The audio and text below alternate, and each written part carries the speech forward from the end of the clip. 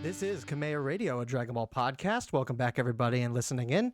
David and I have returned to talk more Fusion World with Set 5 right around the corner. And joining us today is our special guest of the evening, Uni XTCG. What's up, man?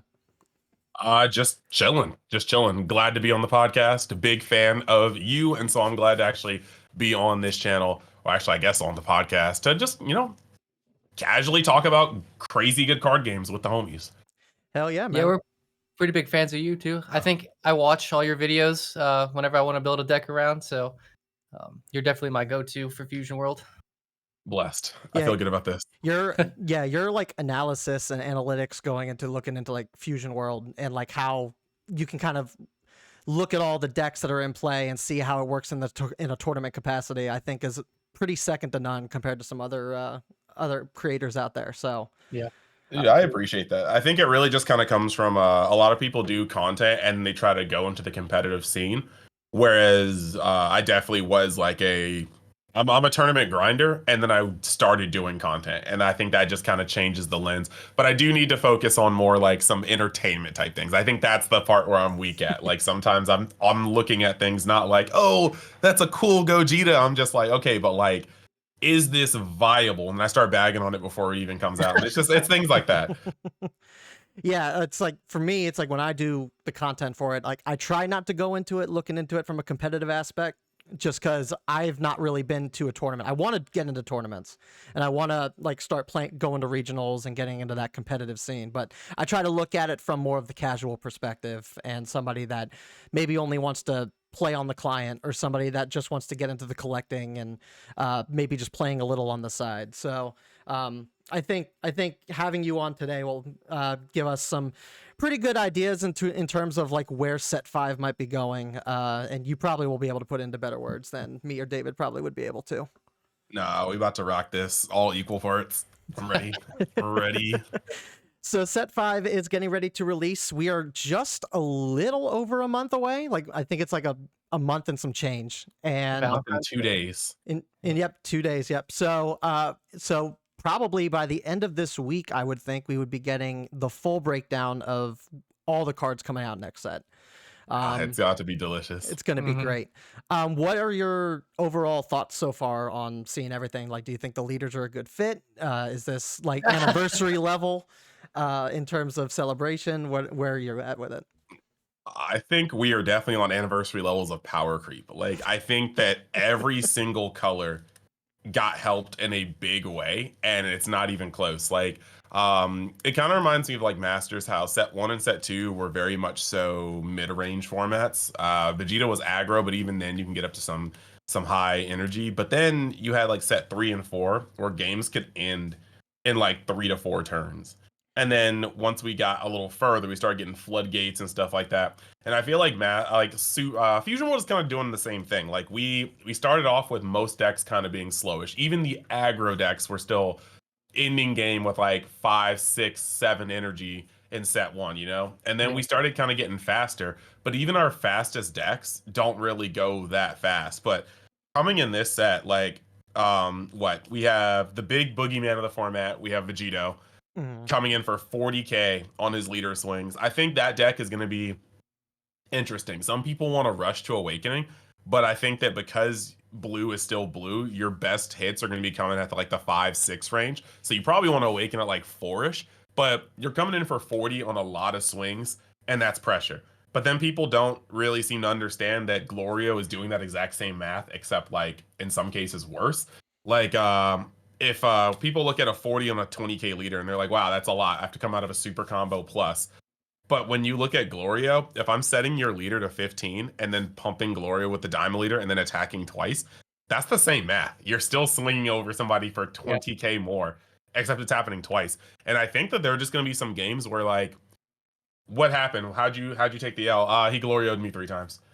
That's right. It really just was that. Like you can Glorio somebody, and God forbid you don't clear the first 25k. It doesn't happen all the time, but there are some games where it's like, wow, the only way I can get over this is by attacking into it and hoping they don't super combo out of it.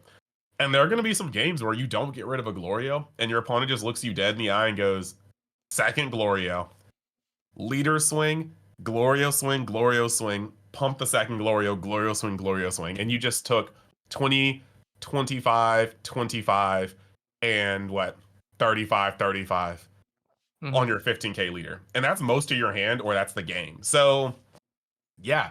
And that's only 2 colors. Janemba is crazy right now. Yeah. I'm not sure about Namek Goku. I need to test that a lot more. I just don't like the not drawing and the constantly being at 3 health. I feel like there's just gonna be some weird turns where you might just get swept. But it's got a lot of power in it. You're doing a lot of things. The Gohan SR just KOing anything for 3 is crazy. The Secret Rare coming out is crazy. I think the only leader that I'm not really thrilled about is Gogeta, because so far I haven't seen a reason to play him over other leaders. He's making energy markers, and later in the game, you can essentially just start your energy marker for nothing. That's his like one, I guess, like claim to fame. You could have 5 energy, congratulations, you have 4 energy and energy marker, and that does change things.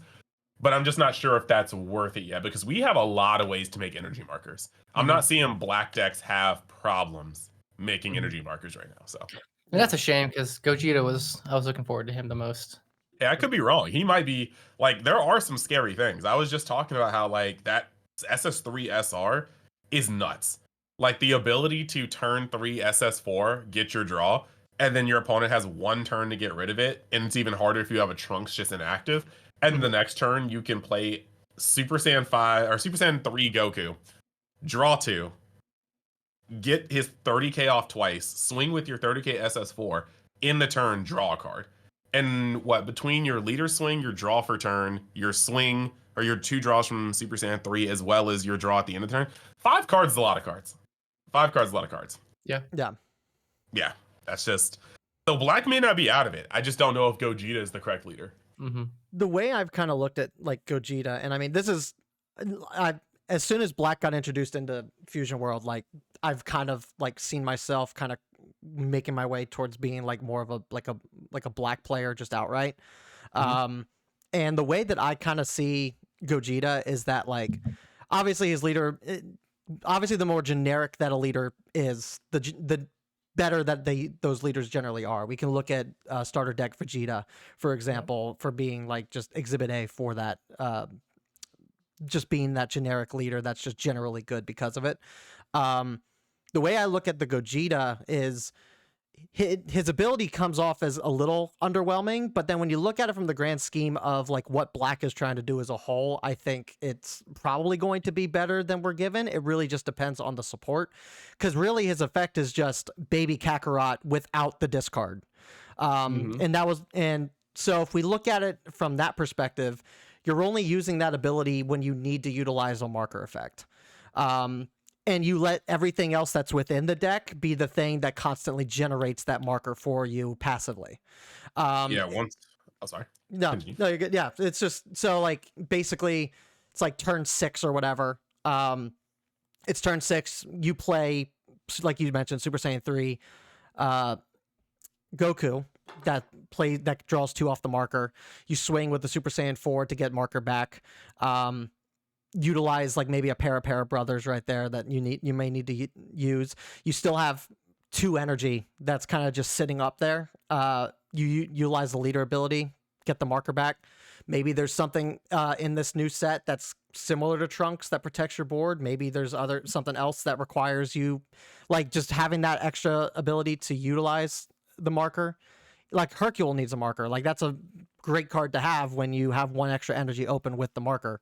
So just having that ability to always be able to generate it when you need it, I think is going to come in handy in a lot of ways. But it is like you said, it's hard to say just due to the fact that we don't really know. Like Black for some reason just didn't really get shown a lot of support compared to some other colors, but it's hard to say what he's doing. But Looking at you, Blue.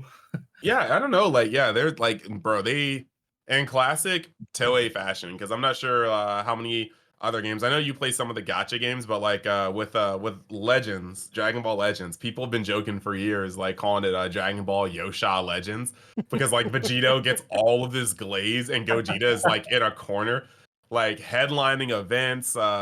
There's like an animation when you pull a LF and it's Broly showing up, and you're like, oh cool, it's gonna be a Gogeta animation, and then they like put on the Potara and they fuse into Vegito, and Vegito fights Broly, and I was like, yo, it's really just like Vegito glaze, and I feel like that's what this set did. Like, it is insane to me that Blue gets a what we're when we're looking at SRs. I know that okay, so Daima is very important. Daima is what's going on right now. It's what's Yeah. hot. So it Yeah. doesn't surprise me that we have a Glorio SR, an underwhelming Tamagami 3 SR, and then a Pansy SR. That doesn't surprise me. It doesn't surprise me that we have a Vegito SR, a Goku, and a Vegeta. Now, granted, though, I don't think that Vegeta needed to be an SR. I think we literally could have just had the Goku doing the Spirit Bomb and the Vegito as an SR.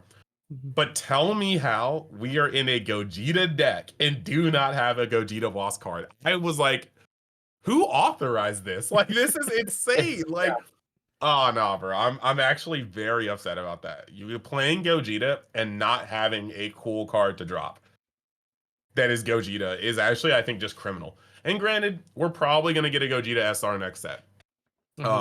We probably are, but it's just kind of weird. Like when you look at the colors of the spoilers we got, we still have to get full spoilers, but I think black has half of the cards shown that any other color has been shown so far. Yeah.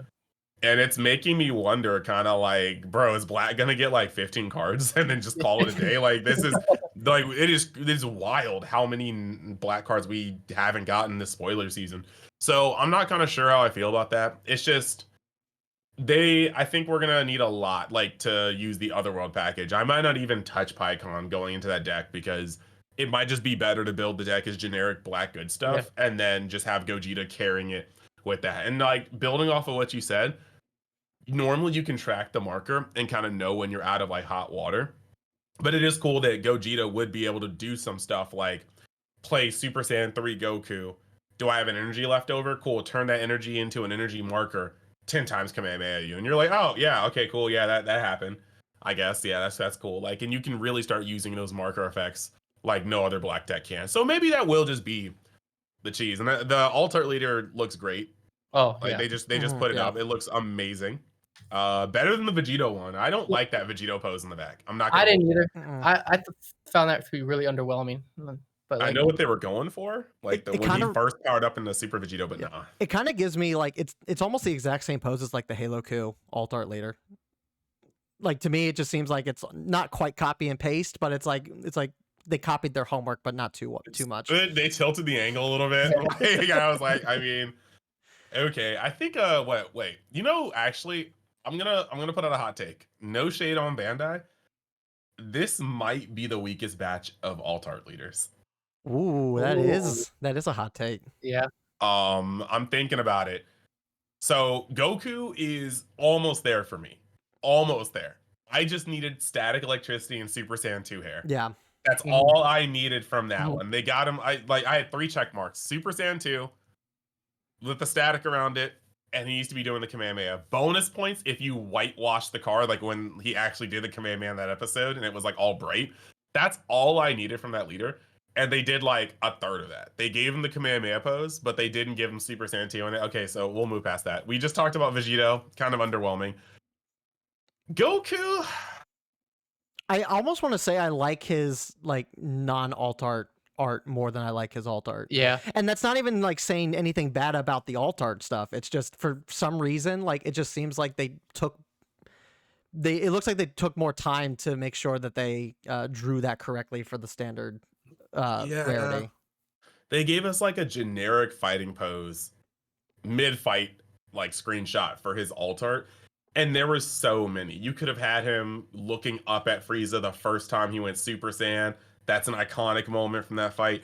You could have had him. Oh my gosh, there's so many. You could have had him right when he like turned Super Saiyan with like the no pupils and the black hairs turning into. There are so many moments in that one part, that fight, that you could have taken that were iconic. People just know that, like they could hear the image looking at the card. And they just chose Goku punching. And I was like, all right. Janemba makes me sad.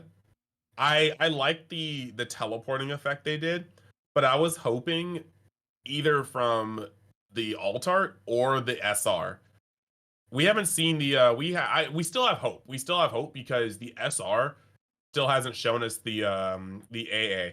But I'm like, I don't like looking at the normal art. It's like it's just chilling. But like I have very high expectations for anything that comes out of there. Like I think that just from a card pop perspective, they're gonna show one of them being a teleporting thing, so like the little little digital blocks. But I want the Raksasha whatever where he like divides the sky with his sword. They do it in like Dokkan. Yeah. I need one of those, and I'm so afraid that they won't give it to us. Like I am going to be playing Janemba as one of my main decks. I just feel like I am, and I am really scared they're going to botch the alt arts. Or they'll make it like a tournament card or something like that. Yeah. Like I think that would be really cool. And I'm speaking on like some of these. I'm scared. I'm gonna look at them right now. I feel like feel like we. It's very tough too because like I thought like all the alt arts for the SRs and stuff for the last set for set 4 was actually probably the best that they've actually ever done. So dude, they look so good. And so like I don't know. It's hard to say if I can't say I hate any of the alt arts for this, but like there's not enough like flair with them. I just wanted them to it's an anniversary. We should probably put a little more budget into like some of the foil effects for some of these cards, maybe just a little bit more thought into what the art was going to look like. But yeah, it's just something for me is not clicking with some of these alt arts. Well, that's because you were like, when UI Goku dropped, you're like, and the alt art was just like very underwhelming. Basically, the god was the same. And you're like, oh, they're just going to go all out for the anniversary. And then. Yeah, but that was one of the big talking points that we said. I think that was when Phil plays TCG was on with us. I think was when we talked about that, and it was like, man, like what are they even doing? And then oof. Yeah. Okay. Wait. Hold on. Now looking at it, I do have to say, Goku is actually I underrated Goku a little bit. I still do wish he was Super Saiyan 2, but this card looks stupid clean as the alt art. I think Janemba could have been better. Yeah. Janemba looks good, but it could have been better. Gogeta is actually peak. They did Gogeta justice on both sides of that alt art. We talked about Vegito. Vegito's front side is pretty cool. Back side, yeah. Goku with the generic punch. I think they fumbled on that one. That one could have just been better. And then, yeah, that's those. But I'm still holding out hope for Raksasha, whatever it is, for Janemba's alt art. I really I need that. Yeah. That'll be pretty cool. Mm-hmm. So you mentioned Namek Goku. You're not sure about Namek Goku. I think a lot of people are probably in the exact same like boat. I know that there's been some discussion on some of my videos and whatnot of how like everyone's gassing up Vegito, and I think rightfully everybody is gassing up Vegito. Vegito looks scary. I'm saying that he's probably, outside of Black, probably has the best curve in the game based off of all the support that he's gotten. But I've had some people asking or saying that like I think a lot of people are underestimating Namek Goku, and that in terms of just turbo, like he's going to be able to hit that mark a lot better than most decks. I'm not sure where I stand with that, just because we've only seen a fraction of what Namek Goku is even able to do. And sure, we can get the secret rare off early with like one time, basically. And that's a 45k swinger on potentially turn 3, turn 4. And that can be scary, but I think I agree with you in the sense that I think the deck is going to rely too much on its extra cards, and it's going to be a matter of, well, when do I prioritize these extra cards and when do I prioritize actual pressure? I can definitely see that. Like, I think unlike most sets, I think almost every single leader in this set is about to be like the premier deck for its color. Like, going into next set, I think Vegito is just going to be the probably most popular pick. It's like better Vegeta in the sense that you just play the game, and for playing the game, you get rewarded. Mm-hmm. So I think that one's going to be the people's choice. But moving into red, I do like at first I was like, okay, like I don't think that I'm just gonna play the old Diamond leader and just not need to move on to this new one. But then after seeing Glorio and then really looking at some of these spoilers, I was like, nah, the new Diamond leader is probably actually just goated. And then with the green deck, the one thing I'm not sure about yet is one, unless they touch Android 4s, it's always going to be hard to justify playing a green deck that can't double or triple ramp. Yeah. And that's an unfortunate shame. The other part about it is that you have to run all the self-awakeners in this deck.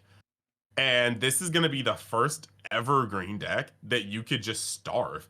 Like, most green decks are like, bro, if you do not touch me, you are going to be very upset when I'm at 6-7 life dropping Broly's on you. Yeah. This is the only deck that has to actually get themselves down to this. And I think the issue with that for me is, yes, they do have like Gohan that can KO on 3, which is great. But there might be like a realm of possibility where you just stack up your cards and play bodies that maybe are a little harder to get rid of. And I don't know, like maybe certain bodies with protection. If you're playing a U7, like if you're playing Beerus, you can play like Android 17 and he won't be able to be touched. Things like that. And then you just wait for them to awaken naturally and then just start hammering their hand. But granted, the longer it takes for them to awaken, the more attacks and leader draws they get. So it will probably be like a little bit of a precarious balance beam. But like, what happens when you just, I don't know, don't get awakened? So you have to play one self-awakener per turn until like turn 4, maybe 5, where you could play 2 per turn. And then you're in like blue's sweet spot. Or worse yet, you're on turn 5 at like 4 or 5 life, and androids are over here dropping Broly's into your face. Like, this could just be like a really, I feel like we have, this one is going to be a deck that has to be tested, because I think there could be some issues. I just don't like the idea of having to awaken in a green deck and then not drawing after you awaken. Like, a lot of the support seems like it benefits other green decks as opposed to actually benefiting Goku in any way. Like, the 3-cost Gohan is just another 3-cost that Vegeta's able to play. It's you got the Self-Awakeners. Piccolo could probably use those. Not saying you probably want to, but it's a Namekian option that not only self-awakens you, but it's also a 10k body blocker that's really hard to remove on the first turn. Yeah. Like, it's like there's options for every other deck. It's just Namek does, and it's, I mean, I gotta blame Bandai just a little bit, because obviously, like, we understand it, Bandai. You love Vegito. It's clear as day that like this is the deck that you're most proud of, and that's fine. But like, what are these other decks doing? You gotta give us a little something. No, the actual insanity of how many Vegito cards were given to us without like a singular, like, nah, it's weird. But I do think that, like, yeah, most of these are going to be insane in terms of what they do. I do think we need to see something of ban list proportions to make androids not be the viable green deck of choice. But I really do think that every other leader is probably going to just be the leader of choice for that color, unless you're doing something really spicy. We haven't seen any retro. Well, we've seen some retro support, and we do have to kind of see how that plays out. In the testing I've done so far, I don't like doing too much testing until we have full spoilers, because you never know when a rare or uncommon is going to upset everything. Yeah. But the Vegito SR is, I think it's definitely bait. For whoever's listening to this podcast, I think that card is bait. Because it's a level, or because it costs 4, by the time you can play that Vegito, most other decks specifically are going to get stopped for maybe 1 turn. A singular turn. Going into their turn 4, it'll be like, okay, well, bet. But if they're going into their turn 5, 100% Vegito did nothing. Vegito will come down, get its effect on attack, and then you'll be like, well, I was definitely playing a cantrip and a 4-drop anyway. Like, and then like it just kind of just doesn't really get its value. But against Baby, which got more support than Gogeta did, I don't know why. But like, the point is, Baby actually gets hurt by that Vegito. Yeah, Super Boo does, to an extent. Ginyu. Ginyu gets hurt tremendously. Green Vegeta. Still breathing? Me and David were actually doing some tests, just playing around on the client the other day, and like that Frieza, Frieza's spaceship extra card Yeah. actually helps out that Ginyu deck a lot. You get so much extra added pressure for like next to no cost because of that. And the fact that like you can play out your entire hand and just let the spaceship hit the Ginyu force to cut off your ability to play Ginyus. It's so nice. Yeah. I need to see what the Janemba Ginyu support is going to be like. Like if some of those Ginyu cards are like 25k swingers, like I think Ginyu's semi back in business. Like I think Ginyu might actually stand out next set. I was super excited when I first saw that splash art. I remember saying like, "Oh wait, this could be Ginyu support. Like maybe it'll be like Hell or Another World and Frieza Force and bless you and something else." And then we got the Zarbon super combo and it just said Frieza Force and I was like, guys, I think we're in business. Like those Ginyu cards will literally be Ginyu Force and Frieza's army. And then the Zenga just kind of confirmed that being Bojack's brigade, which I think might be a surefire like sign that we're probably getting Bojack in Rivals Clash. Yep. Like they're just like, let's just slide this in and that's a big hint because unless we're getting dual colors next set, we would probably end up seeing like a yellow Bojack. Yeah. There's 4 constants that have always carried with me since my time with Masters. And there's 4 decks that I will always go after and play no matter what. It's always Bardock's crew. It's always Janemba, not Janemba, Baby. It's always Bojack, and it's always Gogeta. And I'm actually very happy that within roughly a year, we were able to kind of get like all 4 of those. Like I feel like I'm playing Masters again. It's great. Glorious. I am a little afraid of set 5 though, in the sense that I think we're getting into our punchy era. I think games are about to be a lot faster. Oh yeah. I think that set 6 is really going to need to start bringing in some great defensive options. Like we need some floodgates that aren't as bad as Masters floodgates, but we definitely need a way to not get punched out of the game the moment your opponent just starts landing bodies. Because I think set 5 feels very much so like you take hits and then you see how hard you can hit back next turn. We've got a couple cards that can be like, okay, that can't attack next turn, things like that. Rest that can't go into active mode. But I really do think that the game, like set 5, is introducing a lot of forward pressure. That's kind of scary. Now you said like Vegito is probably gonna be like the first 60 card deck, you believe. Do you think? Because me and Alex were talking about this, like how viable do you think Pilaf would be in a Vegito deck? So far with testing, I don't like. Unfortunately, Pilaf and Videl were the only real cards I was trying to use that required you to have 7 or less cards in hand.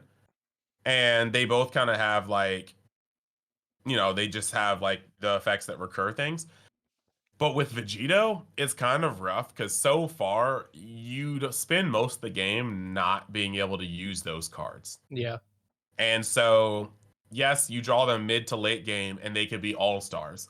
But you open up and your hand's bad and you mulligan and you open up Videl, Pilaf, and 4 other cards, and then you draw into another Pilaf, and then you draw into another Videl 2 turns later, and you just have bricks in hand. Like the only way you can like really get above that is by like aggressively comboing, and then you're kind of like burning your own hand advantage just to activate Videl's and stuff's effects. So it just doesn't flow as smoothly. So I do need to change some things because I do think that at this point, because it may be a good 60 card deck, 15 4-ofs that you just know you're gonna play and just roll in with it. I'm not sure about Pilaf. I'm not sure about Pilaf or Videl, but I think that Pilaf is probably not making it after Worlds, especially after making that finals 3 hours between 2 State and City players. I don't think Pilaf is long for this world. That's probably for the best. Yeah. That's probably a good thing. Speaking of ban lists, I know you talked about retroactively doing something about 4-cost droids, and I mean, I'm hoping to God that the day comes where that card gets hit at some point in some capacity. That needs to go. Not a ban per se. Maybe a limit 1 of. Maybe I have no idea what I would necessarily want. I think the way that like black is able to recur and the way that blue is able to recur, like if droids got a card that they could play that allows them to get a ramp droids back in the hand, and they limited it to 1, I think I'd be okay with that. Just off the fact, just because we got Brainwash Trunks that's getting 2 back like every turn, and there's no way to get that card back. If if P like, and obviously like if Pilaf be like, we got Videl that can't recur herself, and stuff like that. Like we have other cards that have recursion that have limits. So I think if it got hit with something like a limit, but then it got something that allowed it to bring it back to play to get that energy ramping potential going, I think that would be fine for droids. What's your thoughts on that? So I think that so personally, I do not like limit ones only because it can lead to some really bad feeling gameplay experience. When you're in a red mirror and your opponent gets their Kefla and you never see your Kefla, Yeah. you always just feel bad that they were just like, okay, there's just one turn where I got 2 bodies out for 1 and drew a card, and you didn't get to experience that. That just does not feel that great to me.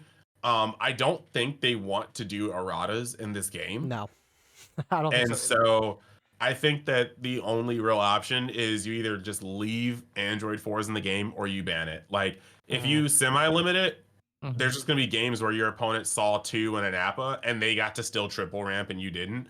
But like in a perfect world for me, I would really wish that they just release like this card as part of a pre-release alongside of the normal card, and it was just the same thing, but they just introduced limit 1 from Masters. Yeah. I think that if you can only use Android 4s once per turn, that would be a lot of goodness. You at most you're double ramping, which most of these decks at 6 can double ramp, but you just be able to particularly do it at what, like at 4. At 4 you could double ramp, and I guess that's still kind of a lot. But I think overall, the only thing that sets androids apart from any other deck, because most of the green leaders have a way to swing for 30 or higher. The only thing that sets the androids over is that they're the only one that can just be double ramping and triple ramping in the first 5 turns of the game, and that's just an unfair advantage.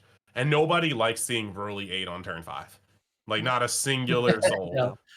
That's just that is AIDS. Like that was never supposed to happen. And this is coming from a player that I main androids at Nats. I definitely like playing the deck. That card should not be dropping that early. So I never played Masters. Did they do did they do erratas in Masters for cards? Oh yeah. There are a plethora of cards that do not do what they say on the cards. Like you could buy set 1 right now and pull Sensu Bean. You could buy I think it's like an anniversary set and get a super alt art foil Sensu Bean, and that Sensu Bean will say tap 1 blue, something gains 5k for the turn, and then you untap 2 energy. Jeez. Whereas the errata is on your opponent's turn. This can activate because it was supposed to be a defensive card. You activate Sensu Bean, you go up by 5k, and then you untap 2 for some more defensive plays. But what it became is I might have 5 energy and I'll play a 5-drop and I'll swing with my blue leader. And in the combo phase, I'll play Unyielding Trunks. Well, I'll combo Unyielding Trunks, who just says if your leader is blue, when you combo this card, untap if it's your turn, untap a blue energy. So you untap a blue energy, and then you use, well, it's energy, but you untap a blue energy, and then you use Sensu Bean. You tap to untap 2. Then you use another Sensu Bean, and you tap to untap 2 more. And now you can play a 4. No, there was a game at Otacon's regional, where my opponent had 4 life left, and I tapped 4 for unseen or I tapped 4 for foreseeing hit, who's a double striker who looks at your opponent's hand, and you can warp. You can just like warp from the game 2 cards with a certain power or less, battle cards. So I warped 2 combos, 2 of his 10 cost combos. I counted his combo power and I swung for double strike. But when I swung for double strike, I used Unyielding Trunks, Sensu Bean, then I comboed up to his exact combo power in hand. Ooh. Then I looked at him and I said, did you pick up a negate from your 2 life? And I played another foreseeing hit because I untapped 4 energy, checked his hand again. There were no negates. And so I just swung again for his exact life, and that was his last 4 life of the game. Ooh. Bro did not even talk to me when he signed the match slip. He just got up and left. And that's how like trash it can be to untap energy offensively. Yeah. Like I had 4 energy and I played I think about 10 cost of combos, because foreseeing hit, Sensu Bean, foreseeing hit. Yeah, that's what happens when you can start untapping energy. Yeah, It's not friendly. yeah, that was the errata in Masters I think was one of the things that kind of made me step away from Masters, because like I remember one of the big erratas that they did was for Galactic Buster in blue Bojack. And like that card is a literal just wall of text. It's like 7-8 sentences worth of text on that card. And I like to this day, like I still don't even recall like what it all even does. But like I know that like every time that I played it at my locals after the errata, they were like, "Oh, it doesn't work that way." And I'm like what do you mean? And it's when you're changing a lot of text like that, and you're not like going out of your way to like reprint it so that people can understand what it does. Like it's a lot of information you kind of have to just have in the back of your head when you're playing. Yeah, and the dev team's not really trying to like shy away from that in Masters either. Like they'll just be like slap a errata band-aid on it. And I think one of my ideas when I was still making a lot of Masters content was I was really hoping that like your leader could have the hero or villainous tag on it, and that extra cards in specific, maybe not all battle cards, but at least extra cards should say hero or villainous on it. So it's like you could play Soul Striker, you could play SS4 Vegeta, but you would not have access to Galactic Buster because that's a villainous card. Mm-hmm. And so you'd have to play Blue Bojack, you'd have to play Blue Janemba, something blue and villainous to play Galactic Buster. I think that would have stopped a lot of unintended interactions with certain cards, or to at least allow you to play different leaders specifically for what they're going to get you. If you have to play a villain to play Galactic Busters, there's a lot of leaders that will be played more now. Well, back then, because Galactic Buster was that card. That was like the best blue extra in the game at that point, minus Sensu Bean. Yeah. So with one last point of discussion on banning, so we finally got to see what the SR Spirit Bomb Goku and Vegito kind of looks like now. And now that we get a better idea of how that setup is supposed to work, I looked into like the old Topu meta, and I tried to compare it, and I'm like looking at it and comparing to what the Vegito deck's currently doing right now. Obviously the game is faster. The game is in terms of like power creep from set 2 to where it's going to be going in set 5. Back at set 2, red and blue and practically every color, like we were only maybe getting to like 6 energy in most games before it finally ended. Blue at this point is now sitting at a point where they can easily get to 8 energy, maybe even 10 energy, depending on how defensive that they really want to play. So when you look at like the energy conversion between the Topu Rebrand Glimpse combo versus what the Vegito is doing with the Spirit Bomb Goku, do you think that it would be possible for Topu to maybe get a resurgence if they wanted to unban Kefla, or if they wanted to maybe unban Roshi to kind of speed that deck particularly up to catch up with the rest? So here's my issue, I think, right now. I think that in terms of getting you to double strike range, Vegito is scarier than Topu, because from an empty board, if they just have 6 energy, right, you are going to be able to go leader swing for 40k on your 3rd life, potentially drop another 10k, whatever, and then 50k on your 3rd life is a lot. It's probably gonna fly unless you have 2 super combos and you just know this is game, which it probably is. Then they can play the Vegeta. They can use the Vegeta to get back the Goku or the extra card, whatever they don't have. Play out the Goku, tap the Vegeta, and I think that's 20k on him. 30k. So the Goku goes up to base 50 something? 55, I think. Yeah. So base 55. And then you can turn him into a double striker with the extra card. So base 50k double striker, and then your entire hand, right? Yeah. So like with Vegito, it's you play the Vegeta, get a Spirit Bomb Goku back, play the Spirit Bomb Goku, to get the 3 cost back. Rest the Vegeta to boost the Goku up to 55,000. Play the extra for free. To become double strike, and bottom deck something at no cost restriction. So you're doing all of that for like 5 energy, whereas you look back on Topu was able to play double strike Rebrian for 1, and then you were able to with Roshi, if you had Roshi available, you could play Glimpse for 1 energy cheaper, and then you're playing Glimpse for 1. So for 3 energy, Ribrianne was becoming a 45k double striker, I think, for 3. So when you look at it from the perspective of where the game is going into set 5 and how fast it plays now, like it's almost 1-to-1 in terms of how they kind of play.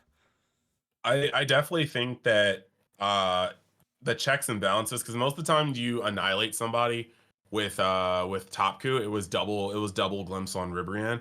And I think that if you're looking at it pound for pound, 5 energy to 5 energy, Vegito is better at getting you down to 2 life because of his immense body. Mm-hmm. But Spirit Bomb Goku and Vegeta is not as powerful as Ribrianne double glimpse.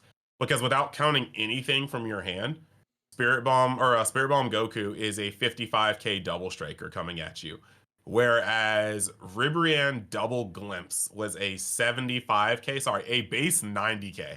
Because there's no way you're not taking 2 10ks from the drop. So playing out Ribrianne for 1, swinging at their 2 life, glimpsing to getting a card, glimpsing to getting a card, and that same 5 energy, Ribrianne without any other cards in your hand is a base 90k. So I feel like the double strike potential, the shotgun potential is stronger, much stronger for Ribrianne Glimpse. But Topu always had to work getting that life from 3 to 2. That was always the one issue. Like that was where most of the skill in the mirror match was, dancing around getting put to 2 life. Mm-hmm. So it's kind of hard to say, because like base 55, depending on how long the game's gone, base 55 may be like, we just may get to a point where we start actually running more defensive extra cards. That may just actually be where we end up landing in this format, because you've got a lot of times where it's just like, it is not enough to just be like, here's the 10k. Like Vegito is going to take a life every single turn unless we magically get a barrier blocker for each color this set, or we start running a bunch of 20k drops. Like I don't normally mean to spoil the sauce, but like cards like, for hopefully nobody will see this from my area before my ultimate battle, because I think so far I just kind of showed this to my Patreon people. But like, oh, they're both next to each other. We're playing deuces of these right now for Daima, just because of how often. Okay, yeah. Like Dane played 1, and I don't like 1-ofs in this game. I don't think we thin enough to be masters like levels of light tech, but there's just a lot of times where you're able to protect something and then it leads to a snowball. Like the amount of times where I'll have 1 energy up after I've played my 3-drop Draku, and just being able to keep it alive means I have another 30 attack swinger, and I draw once for turn, once for my leader, and once for this Goku, which is immense in red. Mm-hmm. It's just reason enough. But then Dane's original reason for, once you are above 6 energy, playing this, because it's very hard when you're going back and forth with UI Gokus. It's very hard to clear UI Goku when this is on. You have to minus it from 40 to 0. You can't just minus it to 20 and swing on it. So all in all, I think these are going to come back in like a huge resurgence. Like all of the, whether you're playing the twin attack combination in green, the Vegeta Sand armor or whatever it is, whatever that just came out in the Daima deck for blue, I think we're going to start seeing a great resurgence of these 20k extra cards on your opponent's turn, because a lot of this damage is just too much. Yeah. You're going to at this point be giving up 2 cards, and your super combos are not enough. You're probably going to need to have your 4 super combos and 4 extra cards just to not get ran over by some of these decks. Yeah. Well, even crit leaders now aren't even going to matter against Vegito. It's just like, oh, okay. Thanks for putting that in my drop. Yeah, like, cool. I don't have to combo anyway. I mean, crit is actually really funny. Like, this side tangent, but I was facing one of my homies who's playing Beerus, and like, I was just like, you know what I'm going to do, though? I'm going to force you to draw all the Self-Awakeners, and I'm not going to whittle my hand. Like, I was like, what happens when I can awaken? I can board control better. So I took 3 of the crits. Like, I think I only blocked 1 crit, and it was because I played a Fua and used Whis effect to get rid of Caulifla after I swung into it with my leader. And then when he attacked, I was just like, yeah, okay, Fua can get in the way. We can soak up 1 attack. But like, a lot of people mismanage crit nowadays. I think they just like hand out to it, and then both of you guys have this low hand, and then they awaken, they start doing stuff to you. But yeah, crit doesn't really matter against Vegito. Like, there's not really a lot of stuff that you care about going into the trash. And I was also talking, I was like, this card, 100% a 4 of. I think they are giving an alt art for this guy soon, if it's not already. I thought I saw that. I think with the current I think it's with the current like tournament kits that they give out right now. I think one of the winner cards is a full art of that card. Yeah. Yeah, and it's perfect. You have 8 copies of 6-drop Vegito. And it's really wild that like you either hard cast 6-drop Vegito, or you just play this and you discard a card and you essentially hard cast 6-drop Vegito. Like that's just like, that's insane. It doesn't matter where that card is. He's coming from the top rope. And I do think that another thing to be said about Vegito is it's a blue deck, so you do want to get to about 6, 7, 8 energy to be at max capacity, but you only have so long in this deck. And it's not like a crazy long time, but you're drawing every turn for your leader swing. You're going to be drawing for turn, and then you also mill 10. So even if, I think that's the reason why I wanted to run 60, because I was like, I don't want to run the risk of just decking out. And once you start playing the Vegitos, you're in that risky place of, can they destroy my Vegito versus am I close to deck out? And I think there's going to be a lot of things to consider, but I think that Vegito will probably be just like hands down the most played leader next set. I think he's just going to have, he has the favorite character like buff. He is insanely powerful. He got giga support, and it allows you to play a lot of your cool blue cards that you liked before, i.e. the 2 Vegito SCRs that have already dropped. So I think that he's just going to be a fan favorite. Yeah, agreed. I think a lot of people share that same sentiment, I think, too. This Frieza SCR though. How do you feel about the Frieza SCR? I want to say that it's probably going to be run in most yellow decks. I think, not to say that Barrier Boo is going to lose any traction. I think in certain decks you'll still run Barrier Boo, but the Barrier Frieza is just doing a lot more than what the Barrier Boo is doing. And in terms of just pure value of when you play that card versus Barrier Boo, like I think you're just getting more out of it. So I think Frieza will probably see a resurgence. I think just having a really strong target that can't be interacted with, but you have a permanent means of removing stuff on your opponent's board is going to be big for Frieza. Frieza's scary. Yeah, I could, and like I feel like without the barrier though, it would be trash. Oh, dude, without the barrier, everything in the game would get rid of that. Yeah. And I know a lot of people complain about barrier too, but it's like yellow doesn't have like anything that helps it stand out from other colors. Like if you permanently rest stuff, that's cool, but eventually at some point your opponent's going to build up to the point where either they have too much stuff for you to be able to rest everything, or they're just going to clear your board enough to the point where you're going to slowly lose that resting potential. And then it's the other aspect too, is that it's the only color that has the least amount of like hard removal in the game too. So what else does yellow really have going for it? Like that Frieza needs the barrier in order to not only facilitate sticky bodies that are able to actually deal damage to your opponent, but also is also a hard removal that's not KOing, might I add. It's literally just it's not KO, which is probably the weakest means of removal because every color has a means to get around it. But now this is just another way to do it. So it adds more of an identity to yellow while trying to give it something that it desperately needs to, stay in the game too. I like it. Yeah, Frieza was crafted very interestingly. They didn't want it to be a 5 or a 6 drop because already I think that they understand that in yellow 5 or 6 drops are a little thick. It's a little hard to get those off in that color. So they wanted to be a 4 drop. And then they gave it a great effect, but made you pay for it, meaning that you kind of have to wait until you get to the next turn.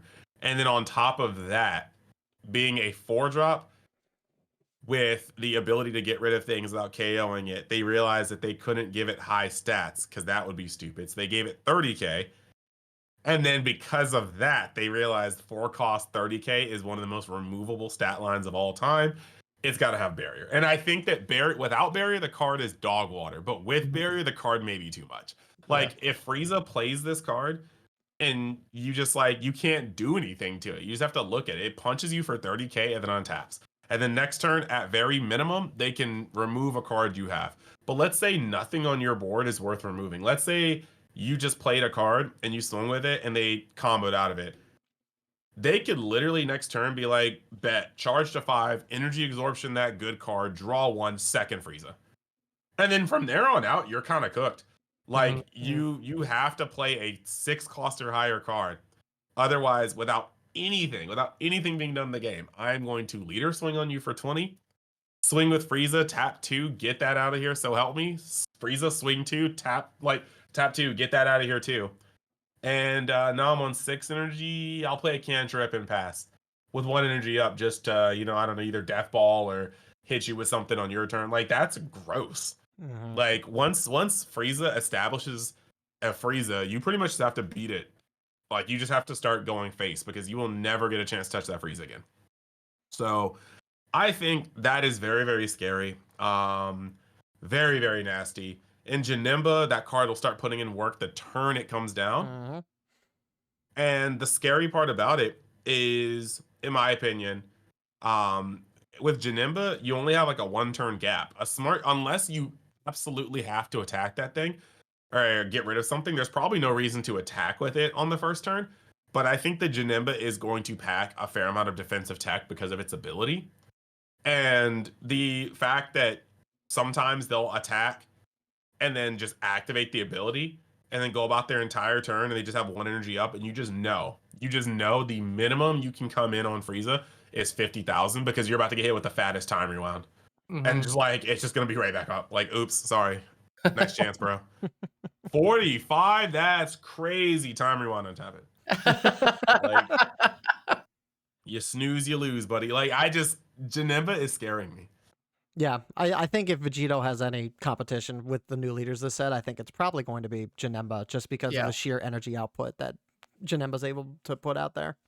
Oh yeah, 100%. You're pressuring your opponent and you just, I don't know, tap 5 for 5-drop Bio Broly, get your draw for the turn technically, untap 2, swing with your leader, untap 2, hit him with the Goku from set 2, rest that permanently or rest that through your next turn, attack, rest that through your next turn, swing with the Bio Broly. Like they have so much regency and like what they can do in a game. I will say though, if Daima gets a top 5 searcher, oh no, that's Basil Kefla vibes all over again. If I hit you with a Glorio 3 times in a row, you're on life support. I don't think it matters what deck you're on. Like you are literally just hoping my next turn isn't Daima Goku 2-drop 4 Margarita for game. Like you just actually have to like not die. And the way that deck is kind of setting up, everything's more dangerous. Like you could play the Daima 5 cost double striker and then just be like, what if instead of 35 he was 45 for no reason? Just like swing then with the leader effect, do that. And that's like, I think that's going to be a thing. But if we get a top 5 searcher, I think a top 3 is kind of narrow, but whatever. Top 3s normally don't have a restriction on cost in a lot of cases, like that Shin. But if we get a top 5 searcher for Daima, I think that deck may actually just cook. There's a lot of cards now that I think just get picked up by it. We're at that critical mass where you have that Vegeta promo, which I still need. I went to an Ultimate Battle yesterday, and their stuff got delayed in the shipment because of the snow we had in this area. So I don't have any Vegetas, but hopefully I have them at tomorrow's locals. But I think a top 5 searcher would go crazy because the only card I think you wouldn't want to bottom deck is like your Gokus, your 6-drop Gokus, and you probably just play 4 of those regardless. But yeah, chaining Glorias I think is just nasty. I think that's just a lot of pressure. Do you think how do you think the interaction with the leader minus thing is going to end up working? Do you think like do you think it's going to be possible for Glorio to get a leader down to 0 power in any way? And then do you think there's going to be some interactions down the line where like if your leader hits 0 you take a life? Like what what do you think? I don't think there's often been enough minusing on leaders. They're very stingy with those effects, and it's never been like if your leader hits 0, he just has 0. Just good luck defending him. It's not like they have been like take a life. But Glorio being a 4 cost, I think will prevent that many Glorios from it. Like, there's no way you play 4 Glorios in one turn.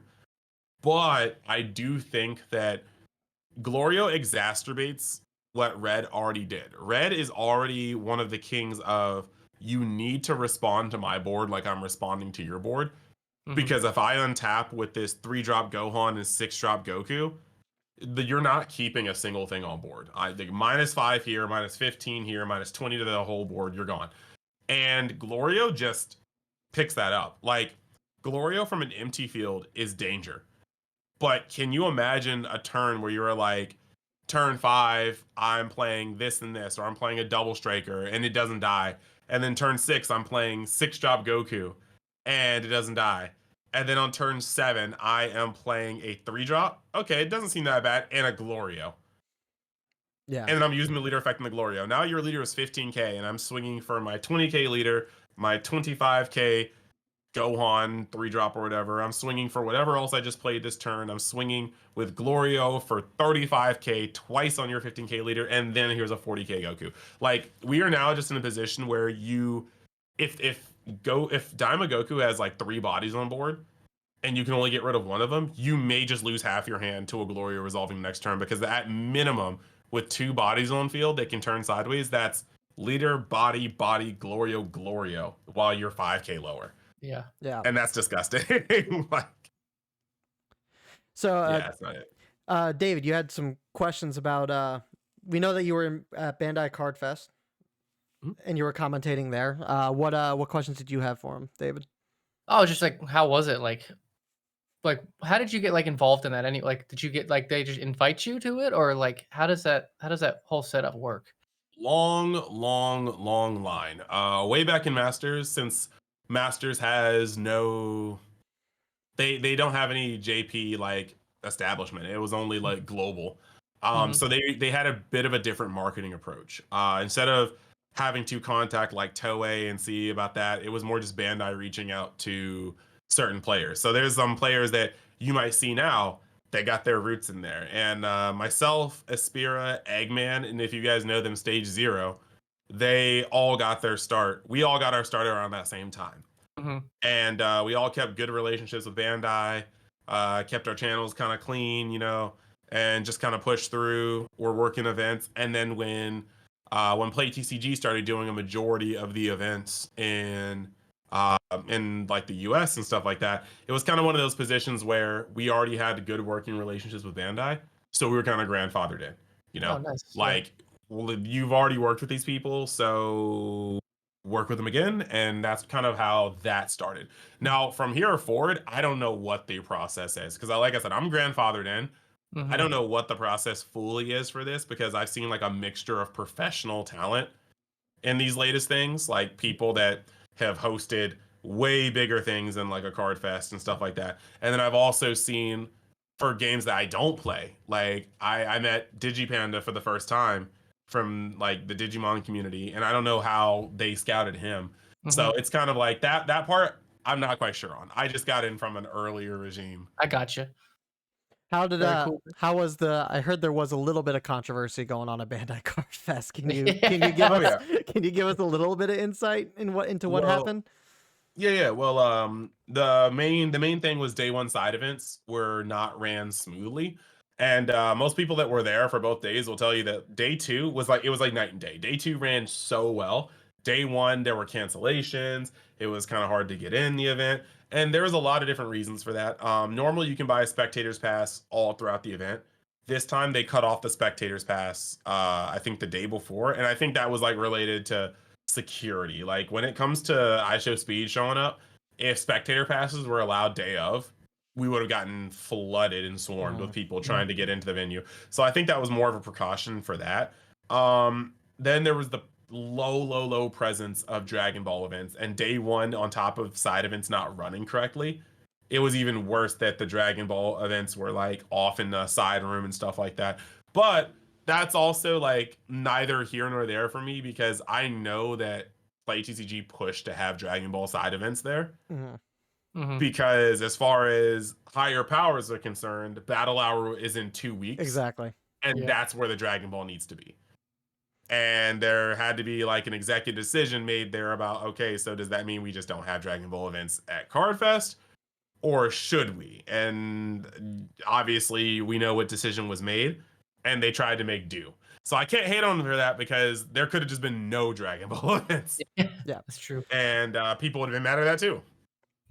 So What was your favorite moments, I guess, for while you were there? I love the concerts. Those are hard to know about not being there because they don't put them on the stream. They just do them live. You have two talented artists, singers that have both done multiple openings and outros for One Piece, and it's cool to see them live. that's Oh, cool. nice. That's cool. The card fests like this, they're like conventions. Okay. Almost. They have like the I've only seen the Gundam base, which is like basically a Gundam model store. I've only seen those at big conventions, San Diego Comic-Con, New York Comic-Con, but the Gundam base was just in the middle of the venue here this time. And that's awesome. I think favorite moments.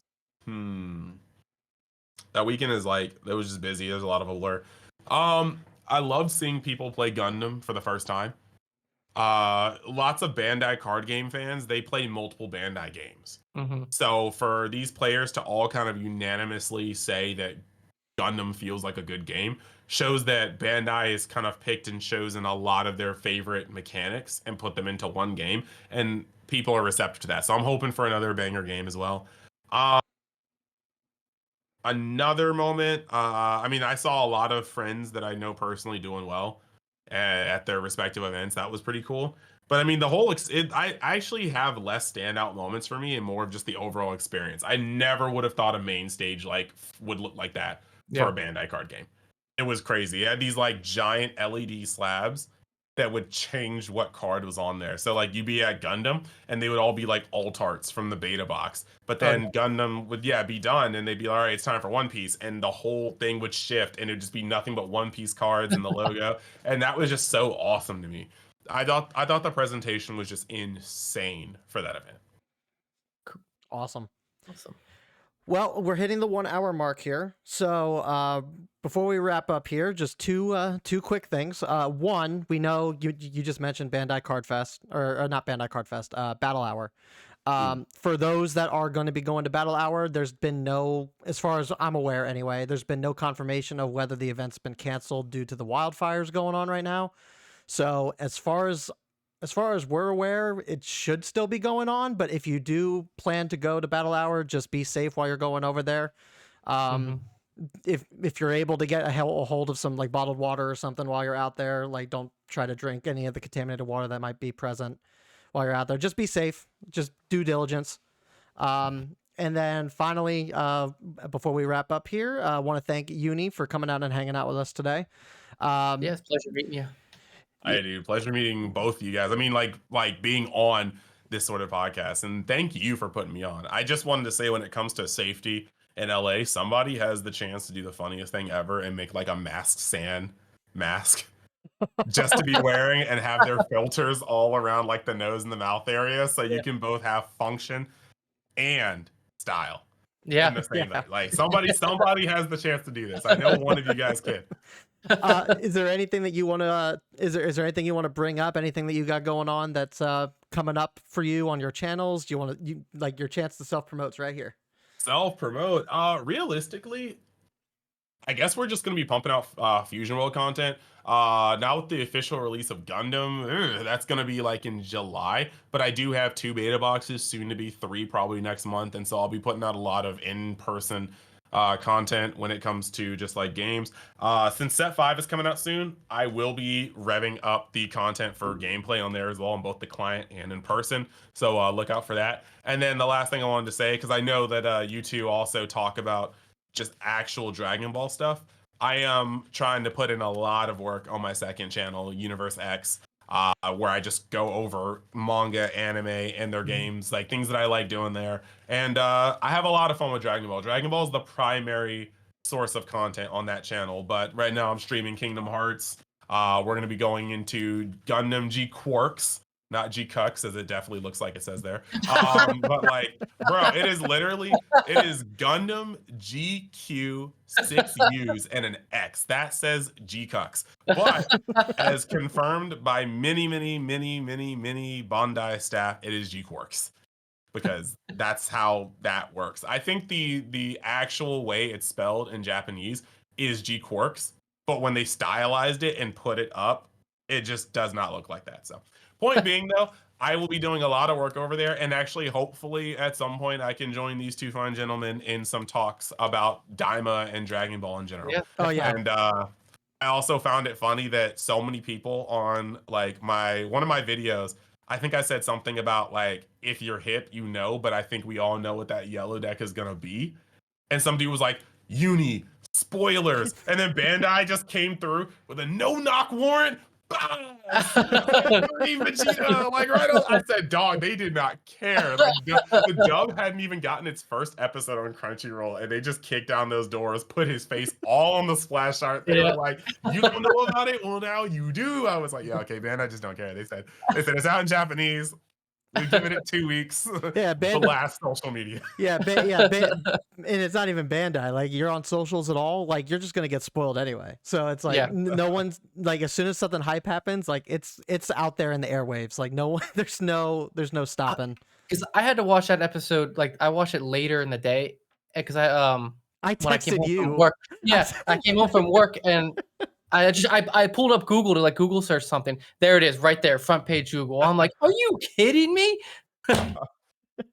Dog, it really is like that. Sometimes Toei just do not care. I way back, and I'll make this super short since I know we're at the end of the show. Like way back when a Broly movie came out, I went to the movies with two of my high school homies and my girlfriend at the time, and we just walked to the movie theater. And I'd been so good about not spoilers, but then I saw the whole movie from a theater cam on a questionable site that starts with P and ends with B. I'm not gonna go into it, but there was a time where like there was a huge bust about it. They went on sites like those and were taking down full anime movies because that's how I watched Dragon Ball Super Broly for the first time. And we go to the movie theater, so I know it was coming out, but they did a really good job at not talking about Gogeta at all in any of the promotional videos, any of the commercials. We buy our tickets, and my girlfriend at the time is like, "This isn't Goku or Vegeta, is it?" And I turn around, and I'm not sure if you guys remember, but it's like a little square about that big, and it was just Gogeta's face looking straight at the camera. Like, bro, so you buy your ticket, and they just spoil the movie on the day of airing. I was like, bro, there's no way somebody did not think this through, and they're just like, you know, it'd be really cool to hand out when you get your ticket. Just this portrait of Gogeta. I guess that's just clearly something we didn't spoil before. Oh, they're trolling. But all right, guys, that is going to be the end of today's episode. This has been KamehaRadio, a Dragon Ball podcast. Once again, thank you, UniXTCG, for coming and joining us for today. Of course. We'll make sure that we get all your socials down in the description below if you're watching this on the YouTube. And until next time, guys, be safe, and we'll see you then. Yeah, see you. Bye-bye. Peace.